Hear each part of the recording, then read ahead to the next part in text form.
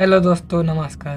आप लोगों का बहुत बहुत स्वागत है हमारे चैनल मिस्टीरियस कहानी में। आज की कहानी मशहूर सीना बोरा की है। यह कहानी उसकी मर्डर से जुड़ी हुई है। मर्डर से पहले जो कुछ भी उसके साथ हुआ था वह बेहद ही अजीबोगरीब और दरिंदगी से भरा था, जिसे मैं आपको आगे कहानी में बताऊंगा और इसे सुनने के बाद आप लोग दंग रह जाएंगे। सीना बोरा कोलकाता के इंद्रानी मुखर्जी की बेटी थी। इंद्रानी मुखर्जी INX मीडिया की CEO थी। सन 1992 में जब सीना मात्र 3 साल की थी, तब उसकी मां इंद्रानी ने सीना और मिखाइल को उपेंद्र कुमार बोरा और दुर्गा रानी के जिम्मे छोड़कर गुवाहाटी चली गई, जहां उसने संजीव कुमार खन्ना से दूसरी शादी कर ली। इनकी शादी के बाद एक बेटी पैदा हुआ, विधि खन्ना। अब इन दोनों के बीच किसी बात को लेकर विवाद हो गया, जिससे दोनों अलग हो जाते हैं। फिर 2002 में इंद्रानी और पीटर की शादी हो जाती है। पीटर मुखर्जी INX मीडिया के चेयरमैन थे। अब सीना बोरा 2006 में पढ़ाई के लिए मुंबई आ जाती है। सीना बोरा इंद्रानी की सबसे पहली की बेटी थी।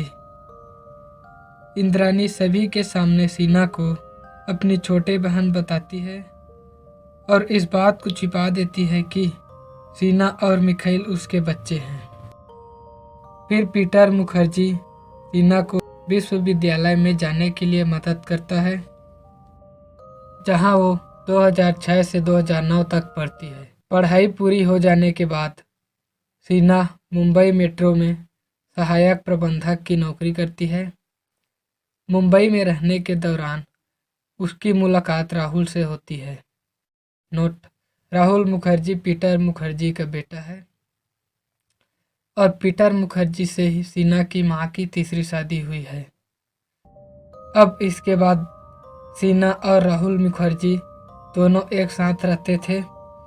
फिर अचानक 24 अप्रैल 2012 के दिन राहुल के मोबाइल में एक मैसेज आता है, जो सीना की मोबाइल से आई थी, जिसमें लिखा था कि वो अपनी बेहतर पढ़ाई के लिए अमेरिका चली गई है, उससे रिश्ता नहीं रखना चाहती है।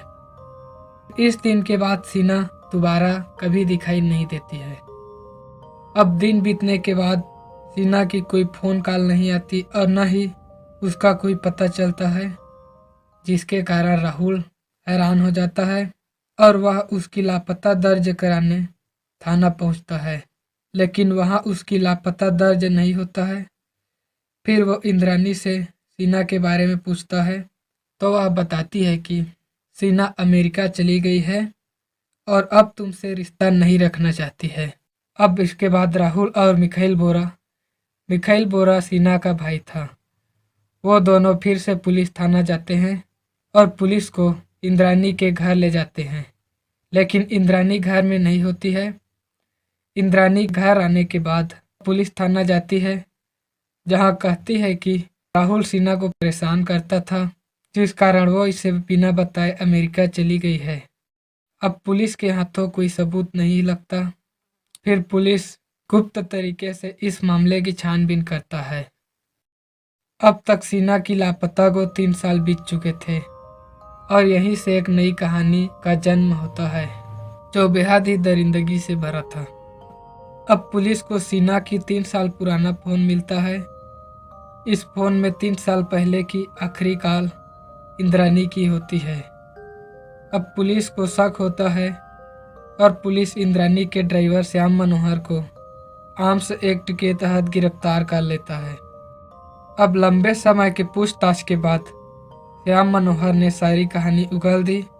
उसने बताया कि इंद्रानी ने फ़ोन करके सीना को शाम 6:30 बजे नेशनल कॉलेज मुंबई बुलाया। उस समय इंद्रानी के साथ उसका पूर्व पति संजीव खन्ना भी था। उन्होंने सीना को जबरन कार में बैठाया और बेहोशी की दवा पिला दी। फिर दरिंदगी से चलती कार में ही अपनी बेटी का गला घोंट दिया और फिर कत्ल के बाद इंद्राणी, संजीव और ड्राइवर ने सीना की लाश को रायगढ़ के जंगल में ठिकाने लगा दिया। अब इसके पता चलते ही पुलिस ने तुरंत इंद्राणी, उसके पूर्व पति संजीव खन्ना और ड्राइवर श्याम मनोहर को गिरफ्तार कर लिया। तो यह थी आज की कहानी। इसमें एक माँ ने ही रिश्तों के चलते अपनी बेटी की बेरहमी से कत्ल कर दिया। हमें उम्मीद है कि आपको यह कहानी अच्छी लगी होगी, तो वीडियो को लाइक कर दें और कमेंट में बताएं कि आपको ये वीडियो कैसी लगी, और चैनल को सब्सक्राइब करके बेल को दबा दें ताकि आप हमारी किसी भी वीडियो को मिस ना कर सके। मिलते हैं फिर से किसी वीडियो में। धन्यवाद।